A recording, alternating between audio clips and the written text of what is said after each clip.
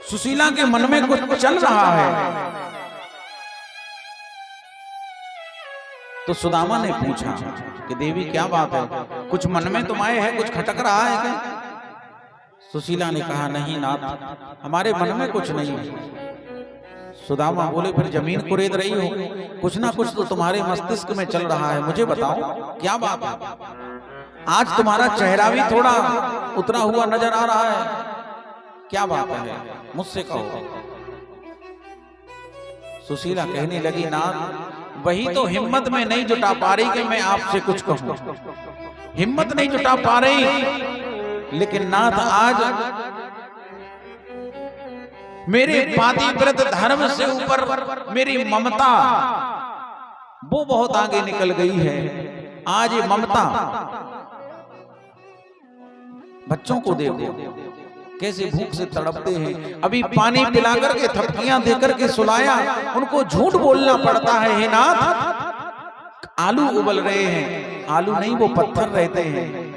बेचारे बच्चे सीधे साधे, वो उन पत्थरों को आलू समझ करके इंतजार करते हैं कि जब आलू पकेंगे तब माँ हमें छील करके खिलाएगी, और जब छील करके आलू खिलाएगी तो हमारा पेट भर जाएगा। तब तक पानी पीते, तो पानी पिला करके थपकियां देके सुशीला सुलाती। नाथ, मैंने आज तक आपसे कुछ नहीं कहा, ना कुछ मांगा, लेकिन आपने हमसे एक बात छिपाई है। सुदामा कहते देवी मैंने कौन सी बात छुपाई? अरे तेरे को तो सब मालूम है, और शादी के विवाह के इतने साल हो गए और तू अब कह रही है बात छुपाई, कौन सी बात? सुशीला कहती है नाथ, एक महात्मा आज दरवाजे पर भिक्षा के लिए आए और उन्होंने बताया कि आपके अभिन्न मित्र बचपन के सखा भगवान द्वारिकाधीश हैं, द्वारिका के बहुत बड़े राजा हैं, सुना बहुत बड़े राजा हैं वासुदेव श्री कृष्ण। और ज्यों कृष्ण का नाम सुना सुदामा के नेत्रों में आंसू भर आए।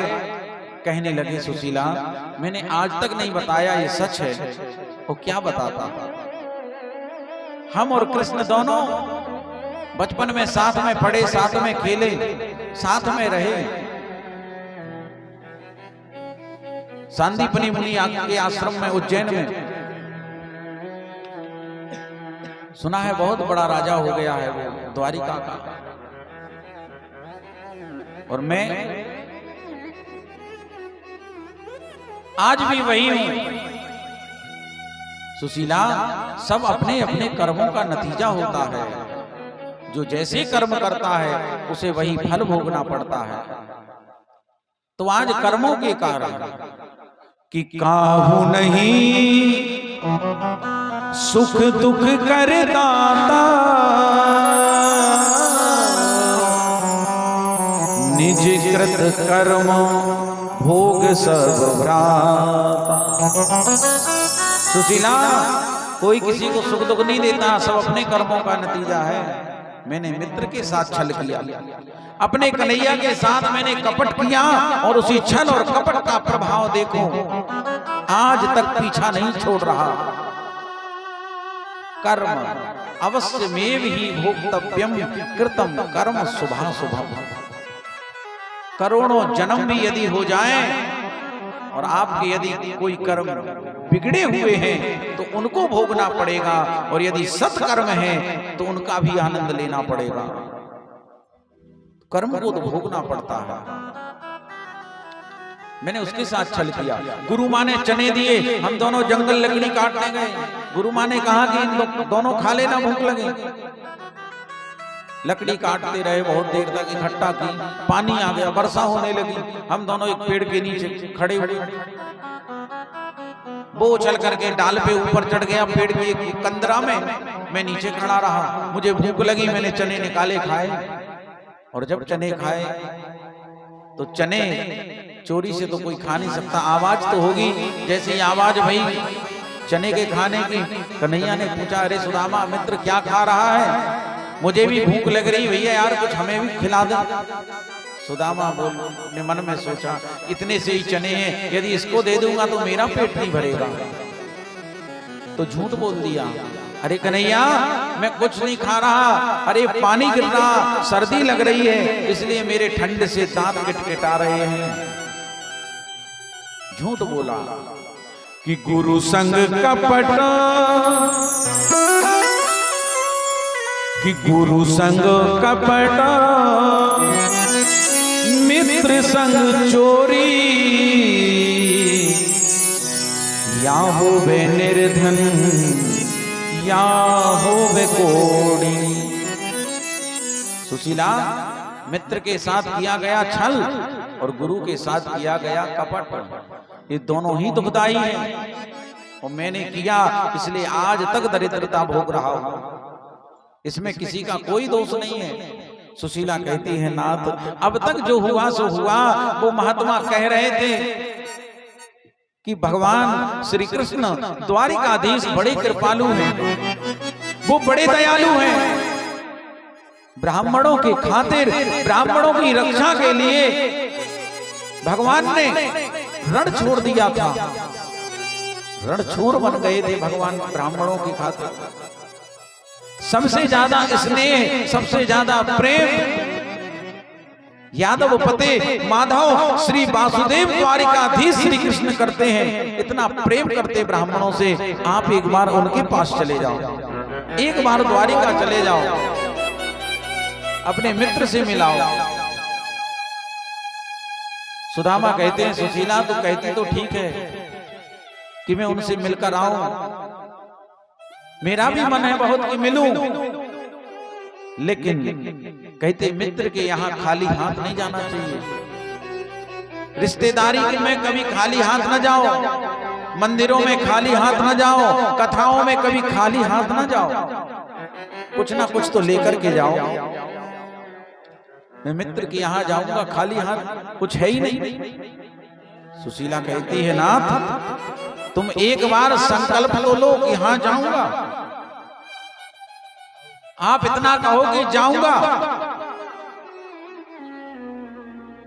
भगवान अपने आप व्यवस्था करेंगे। तुम मन तो बनाओ, मन बनाओ कि जाना है।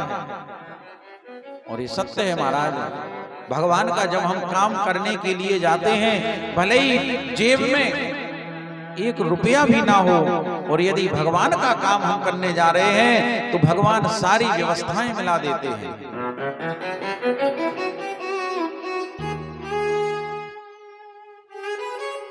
महाराज कहते भगवान के काम को, भगवान की कथा को, भगवान के अनुष्ठान के लिए यदि कर्जा भी लेना पड़े तो कर्ज लेकर के भी हमें भगवान के काम को करना चाहिए, भगवान की कथाओं को कराना चाहिए कर्ज लेकर। केवल यदि पितृ कार्य है, पितृ कार्य में शास्त्रों ने बताया, पितृ कार्य का मतलब होता है श्राद्ध। जो हम बूढ़े बुजुर्गों की, पितरों की, जो स्वर्गवासी हैं उनकी हम श्राद्ध करते हैं, उनका पटा करते हैं, उनकी 13वीं करते हैं, तो उसमें हमें कर्ज नहीं लेना चाहिए। 13वीं में कभी भी कर्ज लेकर के 13वीं नहीं करनी चाहिए, 13वीं। इससे हमारे पितृ जो हैं वो असंतुष्ट होते हैं, वो दुखी होते हैं।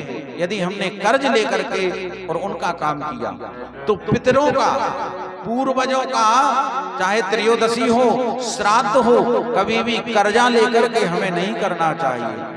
जो भी सामर्थ्य है उसमें ही हमें पिंडदान करने चाहिए, कर्जा लेकर के नहीं करना चाहिए, ये शास्त्र कहता है। और भगवान की कथा, भागवत कथा है, राम कथा है, भगवान शिव का अभिषेक है, ये हम कर्ज लेकर भी कर सकते हैं।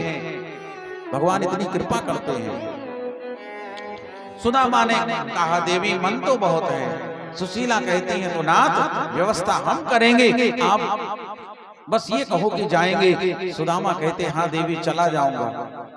तब सुशीला 4 घरों में जाती है और 4 घरों से एक एक मुट्ठी चावल मांग करके लेके आती है।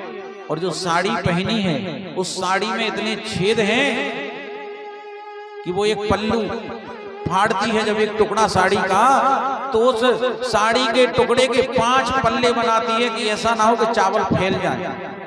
तो 5 पलड़े बना करके वो चावल उसमें 4 मुट्ठी बांध करके और पोटली बना करके सुदामा को देती। सुदामा सुशीला से और बच्चों से विदा लेते हैं। पूरे घर को एक बार निहार कर देखते हैं, बच्चों को ऊपर से नीचे तक निहारते हैं। उनकी दयनीय स्थिति देख करके आज सुदामा के नेत्रों में आंसू छलक पड़े। हे गोविंद, मुझे मेरे कर्मों का दंड मिल गया, लेकिन इन बच्चों का क्या कसूर है? ये बेचारे तड़प रहे हैं, खाने को नहीं है, सोने को बिस्तर नहीं है, पहनने को कपड़े नहीं है, इनका क्या कसूर था? लेकिन गोविंद कहते हैं, बाढ़ही पूत पिता के धर्मा। महाराज, पुत्र भी पिता के धर्म से बढ़ता है। जैसे पिता के धर्म होंगे वैसे ही बेटा तरक्की करेगा।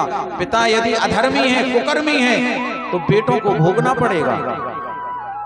और पिता यदि धर्मात्मा है तो बेटे दिन दूनी रात चौगनी तरक्की करते हैं। महाराज, सुदामा विदा लेकर के चलते, पांव में ना तो कोई पादुका है, न सिर पर कोई पगड़ी है, धोती भी फटी हुई, लाठी का सहारा लेकर पोटली दबा करके कांख में और चल पड़े। अरे दूर नगरी, बड़ी दूर नगरी। सुदामा को ना तो ये मालूम है कि द्वारका कहाँ है, कितनी दूर है, लेकिन बस चल पड़े।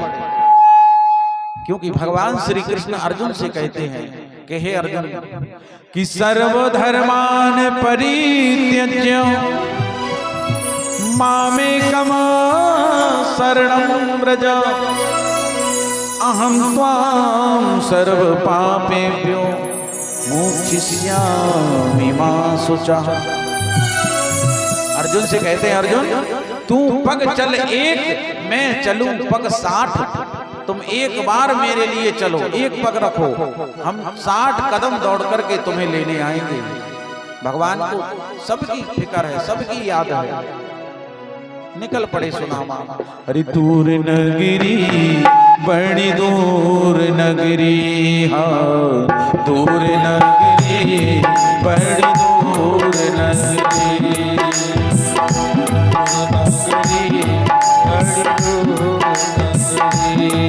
कैसे आऊं मैं कन्हैया, कैसे आऊं मैं कन्हैया, कैसे आऊं मैं संवरिया, कैसे आऊं मैं संवरिया, तेरी द्वारिका